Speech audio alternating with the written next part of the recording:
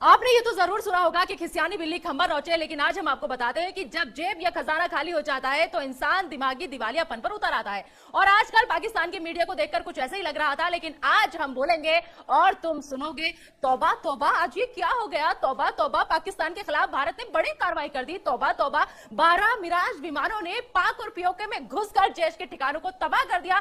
तौबा तौबा, 1000 किलोग्राम के बम गिरा दिए। तौबा तौबा, 300 से ज्यादा आतंकी ढेर कर दिए। तो जिस पाकिस्तान की पूरी इकोनॉमी गधों के भरोसे चलती हो, वो हमें गुर्बत का ध्यान झाड़ रहा था आजकल। और इनकी हालत को देखकर तो ऐसा लगता है कि पाकिस्तान में बच्चे भी गधे ही पैदा होते हैं और बड़े होकर गधों से ही उनकी रोजी रोटी चलती है। तो गुर्बत में कौन जी रहा था, चलिए आपकी गलतफहमी भी तोड़ देते हैं आज। और हाँ, पाकिस्तानी मीडिया जरा ये नखरे शक्रे दिखाने से पहले अपने लोगों से थोड़ी जानकारी तो मांग ली होती। आज हम बोलेंगे और तुम सुनोगे। कर्ज लेकर घी पीना, कोई तुमसे और तुम्हारे पाकिस्तान से पूछे। सिर से लेकर पांव तक कर्ज में डूबा है तुम्हारा पाकिस्तान। दिवालिया होने की कगार पर पहुंच गया है तुम्हारा पाकिस्तान। हर बार भिखारी की तरह कटोरा उठाया और चले गए अपने मुंह बोले पापा चीन के पास। वैसे तुम लोग चीन से जाकर कहते क्या होगे? पापा पापा हम मरने वाले हैं, खाने के लिए अनाज के दाने तक नहीं है, हमें कुछ दे दो ना। यही ना? तुमने ये तो देखा ही होगा पाकिस्तानी मीडिया की भूखे कुत्ते के आगे जब कोई बोटी डाल देता है तो कुत्ता दुम हिलाने लगता है बोटी डालने वालों के आगे। और एक और गलतफहमी दूर कर देती हूँ तुम्हारे यहाँ का रुपया ना भारत की अठन्नी के बराबर है, प्लीज जाकर पढ़ लो। यानी तुम्हारे यहाँ का क्लास 2 ऑफिसर हमारे यहाँ के ऑटो वाले के बराबर भी नहीं कमाता। इन दिनों की मैं बात कर रही हूं, इन दिनों जो पाकिस्तानी मीडिया के तेवर थे ना, उसे हमारे यहाँ पे भौंकना कहते हैं, भौंकना। और पाकिस्तानी मीडिया, तुम्हें तो ये बाखूबी पता ही होगा कि जो कुत्ते काट नहीं सकते वो सिर्फ भौंक कर ही काम चलाते हैं। लेकिन हम वो शेर हैं जो कहते हैं वो करते हैं। देखा कैसे घुसकर मारा है। तौबा तौबा, नेस्तो नाबूद कर दिया है। तौबा तौबा। और इन दिनों वो कौन सा लफ्ज यूज किया था तुम लोगों ने? हमारे जिहादी तंजीम। वाह वाह, हमारे हाफिज सईद, बहुत खूब, बहुत बढ़िया। अरे अगर हिम्मत है तो दुनिया को बताओ ना। हम दुनिया के सामने यही तो कह रहे हैं, ये सारे जिहादी तंजीम तुम्हारे हैं। हाफिज सईद को तुमने पाला है। हिम्मत है तो बताओ दुनिया को, ताकि दुनिया भी देखे तुम्हारे जिहादी तंजीम की हकीकत, दुनिया देखे तुम्हारे हाफिज चाचा की हकीकत और तुम्हारी हकीकत। लेकिन दुनिया के सामने तो तुम्हारी गिग्गी बंद हो जाती है। और पाकिस्तानी मीडिया ने इन दिनों भारतीय फिल्मों पर भी सवाल उठाए, मतलब कोई मौका नहीं छोड़ा कि जिस जैसे भी हो बस हिंदुस्तान का मजाक उड़ा रहे हैं। अरे बरखुरदारों, हमारी इंडस्ट्री ने अगर काम देना बंद कर दिया ना तो भूखे मर जाएंगे पाकिस्तानी कलाकार। याद है ना अदनान सामी, तुम्हारे देश को लात मारकर हमारे देश में आकर बस गए। आतिफ असलम, फवाद खान, हुमैमा मलिक, इमरान अब्बास, मावरा हुसैन, माहिरा खान, अली जबर, मीका जुल्फिकार, वीना मलिक, अर्शी खान, सारा लोरेन और न जाने ऐसे कितने नाम। सबा कमर तो आपको याद ही होंगी, कैसे पाकिस्तान की कलई खोली थी सबा ने। साफ कहा था कि हमें शर्मिंदगी उठानी पड़ती है पाकिस्तानी होने पर। तो मत भूलिए कि हमने अगर इन्हें सर आंखों पर नहीं बिठाया होता तो आज पाकिस्तान में किसी गली या नुक्कड़ पर भजन गा रहे होते, या फिर हो सकता है तुम्हारे अब्बा हुजूर की खिदमत में लोरी सुना रहे होते। और तुम लोगों ने हमारी फिल्म टॉयलेट एक प्रेम कथा पर भी इन दिनों सवाल उठाया। क्या कहा तुम लोगों ने? कि हमारे यहाँ टॉयलेट पर फिल्में बनती है। अरे ऊपर वाले ने तुम लोगों को शर्फ के साथ साथ अक्ल भी नहीं दी क्या? पहले जाकर कम से कम फिल्म तो देख ली होती आप लोगों ने। अपने इमरान अब्बा को कहो कि तुम्हारे पाकिस्तान में फिल्म रिलीज करवा दे, लोग देख लें और उन्हें पता चले कि इस फिल्म में क्या है। यह फिल्म लोगों को जागरूक करने के लिए बनी थी। अपने इमरान चाचू को कहो कि तुम्हारे यहाँ भी फिल्म दिखाएं और कम से कम टॉयलेट की हालत ठीक हो सके। मुझे तो शर्म आती है तुम्हारे यहाँ की टॉयलेट की हालत बताते हुए और तुम्हारी हालत बताते हुए। अपनी टॉयलेट की हालत देखी है कभी तुम लोगों ने? मैं बताती हूँ तुम्हारी टॉयलेट की हालत क्या है। 21 करोड़ की आबादी और उसमें भी 7 करोड़ के पास ना तो पीने के लिए साफ पानी है और ना ही टॉयलेट है। कम से कम इस पर तो गौर फरमा लेते पाकिस्तानी मीडिया और आकर के बैठ गए हिंदुस्तान की फिल्मों पर सवाल उठाने के लिए। तौबा तौबा, इन दिनों ऐसा लगता था जैसे किसी ने पाकिस्तान की सारी मीडिया को भांग की गोली दे दी हो, इसलिए नशे में उठकर चले आते थे और अपना पूरा ज्ञान बककर निकल लिया करते थे। अब मैं पूछती हूँ, हाउस द जोश? क्या कहा? Dead sir, roasted sir? तौबा तौबा, ऐसे नहीं कहते, बुरा लगेगा आपके आकाओं को। अब बात तुम्हारे मजहबी ज्ञान की भी कर लेती हूँ, क्योंकि इन दिनों ये भी तुम लोगों ने खूब झाड़ा। तो सुनो तुम गीदड़ और भेड़िए लोग, हमें मजहबी ज्ञान तुम दे रहे थे। तुम्हारे यहाँ हिंदुओं का कत्लेआम होता है, 25 सालों में उनकी आबादी बेहद कम हो गई। कम से कम ये तो पढ़ लिया होता कि पूरी दुनिया में सिर्फ हिंदुस्तान ही वो देश है जहां सारे मजहब के लोग एक साथ रहते हैं और सबको आजादी है प्यार से मोहब्बत से रहने की। और हाँ, मुसलमानों को जिक्र भी इन दिनों तुम लोगों ने खूब किया वहां की मीडिया ने कि मुसलमान मुसलमान यहाँ पे हिंदुस्तान में परेशान है। अरे किस मुसलमान की बात कर रहे हो आप लोग? मैं भी एक मुसलमान हूं और मुझे फक्र है, गर्व है अपने हिंदुस्तानी होने पर, और उस अल्लाह का लाख लाख शुक्रिया अदा करती हूं कि उसने मुझे हिंदुस्तान की सरजमी पर पैदा किया है। तो सुन लो पाकिस्तान और सुन लो पाकिस्तान की मीडिया, सुन लो तुम गीदड़ और भेड़िए लोग, हिंदुस्तान शेर है, शेर था, शेर है और शेर रहेगा। और ये हम क्यों कह रहे हैं, इसका सबूत आज तुम्हें मिल गया है। तुमने ठीक ही कहा था कि अब ये 1947 और 48 का हिंदुस्तान नहीं है। यह भी गलतफहमी दूर कर लो कि 1971 का हिंदुस्तान है। अब की बार घुटने पर तो झुका दिया है और जरूरत पड़ी तो काट कर रख देंगे। याद है ना 2016 घर में घुसकर सेका था, और वैसे ही आज फिर से सेका है, क्योंकि हम बोलकर मारते हैं, सामने से मारते हैं। हम तुम्हारी तरह बुज़दिल नहीं है। और अब तुम लोग बदले की बात कर रहे हो, किससे बदला लोगे? हमारी शराफत देखो, अभी भी शर्म महसूस करो कि हमने ना शहरियों को निशाना बनाया है, ना तुम्हारी फौज को निशाना बनाया है, सिर्फ आतंकी और उनके कैंपस तबाह के हैं। तुम्हें तो हमारा शुक्रगुजार होना चाहिए कि तुम्हारा काम हमने कर दिया। बाकी जो बचे हैं उन्हें अगर खुद तबाह कर लो तो इसी में तुम्हारी खैर है, क्योंकि सोचिए अगर जंग हुई तो तुम्हारा मुल्क हिंदुस्तान के सामने कितने मिनट टिकेगा? ये सवाल अब पाकिस्तान के हुक्मरानों को भी परेशान कर रहा है, क्योंकि तुम्हारे पाकिस्तान को एहसास हो चुका है कि उस पर जो ये बड़ी आफत आई है वो अब थमने वाली नहीं है। और आखिर में कान खोलकर एक बात और सुन लो, जिस दिन हमारे देश के नौजवानों का, देश के नागरिकों का और ज्यादा दिमाग घूम गया ना, उस दिन कराची, इस्लामाबाद और लाहौर में भी तिरंगा लहराता हुआ नजर आएगा। फिर तुम्हारे पास बिलबिलाने के अलावा कोई रास्ता नहीं बचेगा। जय हिंद, जय हिंद। और आखिर भारत जीत गया। सूत्रों के अनुसार कुछ दिन पहले भारत के 12 तैयारे पाकिस्तान में दाखिल हुए, पाकिस्तान के सरहदी देहात पर बम बरसाए और फ्यूल टैंक जो है फेंक कर कामयाब कार्रवाई करके वापस चले गए। इस कामयाब कार्रवाई में पाकिस्तान के 3 आतंकवादी सनोबर के दरख्त, कुछ आतंकवादी घास जिस पर बैठकर जैश ए मोहम्मद संगठन वाले भारत पर हमले की सुनोचना बना रहे थे, और एक आतंकवादी कौवा भी हलाक हुआ जो भारतीय सेना को मतलूब था। और बताया जा रहा है कि यह आतंकवादी कौवा संगठन का कमांडर था।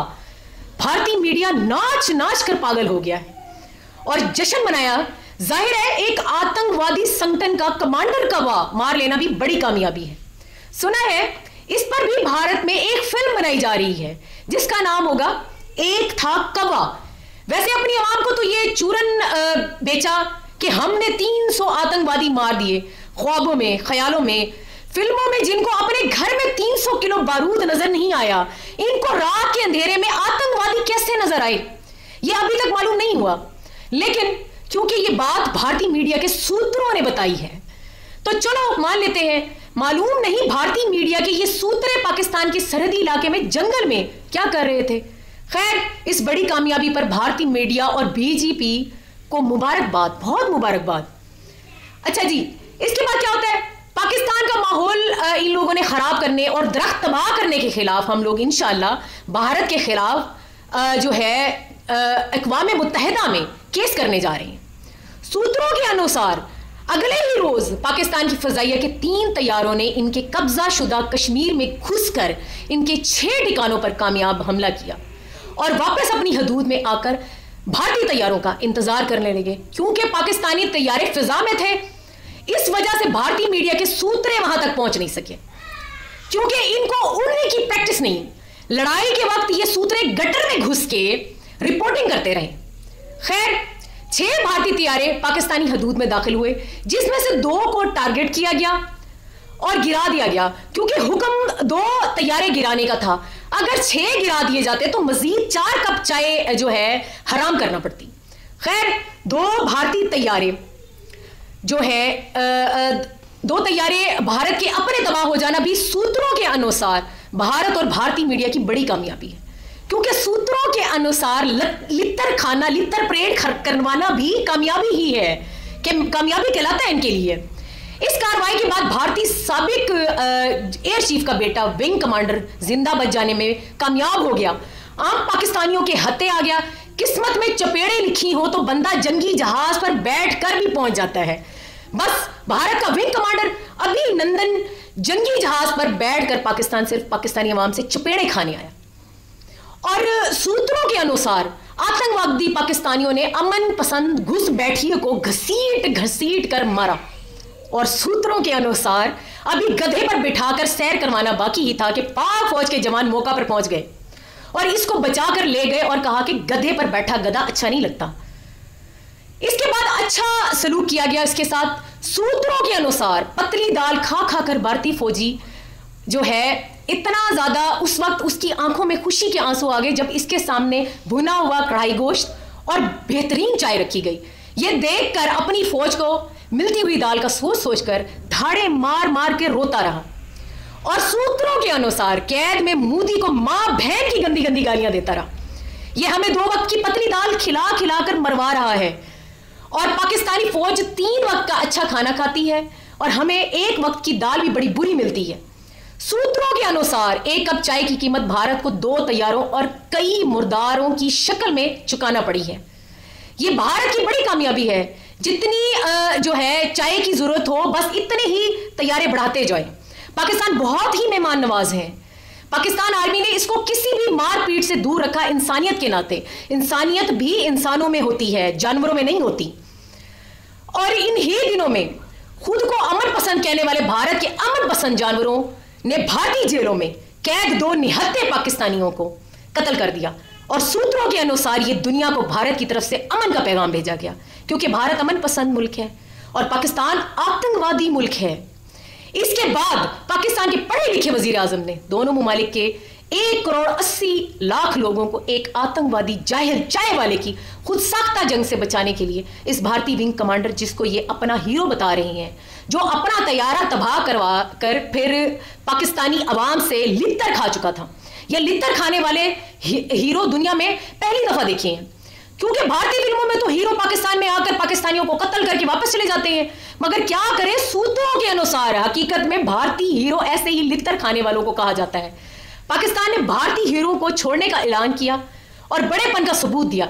इसके बाद से भारतीय मीडिया के सूत्रे सख्त परेशान, और इस परेशानी में इन सूत्रों को इस बात में भी अपनी जीत इनको बनाना शुरू किया और कहा पाकिस्तान डर गया। ये अजीब डर है जिसमें लित्तर भी मारे, जहाज भी तबाह किए और आपके बंदे भी गिरफ्तार किए और डर भी पाकिस्तान गया। यानी हमारी अमन पसंदी को भी आपके जाहिल सूत्रे अपनी जो है जीत बता रहे हैं। यकीन करें, अब तक जितनी जीत की कहानियां आपको ये सूत्रे सुनाते आए हैं वो सब इसी किस्म की जीत थी। इस जाली जीत की खुशी में भारत ने अपना एयर चीफ को हटा दिया है। हमारे यहां तो कामयाबी पर इनाम दिया जाता है, तरक्की दी जाती है और नाकामी पर जो है वो पोस्ट से हटा दिया जाता है। लेकिन आपके यहां तो शायद उलट होता है। सूत्रों के अनुसार मुझे वो बात याद आ रही है कि एक चोर पकड़ा गया, पुलिस वाले ने इसके सामने 100 प्याज रखे और कहा या तो ये प्याज खा लो या तो 100 छितर खा लो। तो चोर ने कहा कि जी मैं प्याज खाऊंगा। अभी 10 ही प्याज हुए थे कि उससे जो है बर्दाश्त न हुआ, तो वो बोला छितर खाऊंगा। पुलिस वाले ने छितर मारना शुरू किया। अभी 10 ही हुए तो उसने उसको जब 10 छितर पड़े तो उसने कहा, तकलीफ हुई तो बोला कि मैं अब प्याज खाऊंगा। इसी तरह 100 छितर भी खा लिए और 100 प्याज भी, और एंड पर चोरी भी दे दी। यहां भी बिल्कुल वही हुआ। पहले प्याज दिए, वो भारतीय जनता पार्टी और भारतीय मीडिया को हजम नहीं हुए, बोले छितर खाएंगे, फिर छितर मारे गए, फिर बोला प्याज खाएंगे। अब दोबारा प्याज दी गई। भारतीय मीडिया को ठीक ठाक लिटरेशन के बाद प्याज मुबारक, लिटरों से बचकर प्याजों तक पहुंच रहा है। ये आपकी बहुत बड़ी कामयाबी है और हम आपकी कामयाबी पे आपको मुबारकबाद पेश करते हैं। लेकिन ये सोच लें, प्याजों के बाद अगला नंबर लिटरों का है। ये प्याज ज्यादा देर तक हजम नहीं होते। खैर, बकौल आपके, ये पाकिस्तान की नाकामी है और भारत की कामयाबी है। पाकिस्तान भारत से डर गया है। हम उम्मीद करते हैं ऐसे ही आपको हमेशा प्याज मिलते रहें और ऐसी कामयाबी आपको हमेशा मिलती रहे। हम हमेशा आपके लिए दुआ गो हैं। आखिर में मेरा पैगाम भारत की जनता के लिए है। पाकिस्तान एक अमन पसंद मुल्क है। आपके ये सूत्रे और दहशतगर्द कौम परस्त जमातें अमन की दुश्मन है और जाहिर है किसी को थप्पड़ मारोगे तो वो जवाब में आपको फूल नहीं देगा। आप हमारी अमन पसंदी को हमारी कमजोरी समझने की कोशिश करना जो है कभी मत करें। आपके ये सूत्रे आपसे झूठ बोलकर आपकी इज्जत खाक में मिला रहे हैं और पूरी दुनिया में आप इस वक्त मजाक, आपकी पूरी दुनिया आपका मजाक उड़ा रही है। इस वक्त आप पूरी दुनिया में मजाक बन चुके हैं।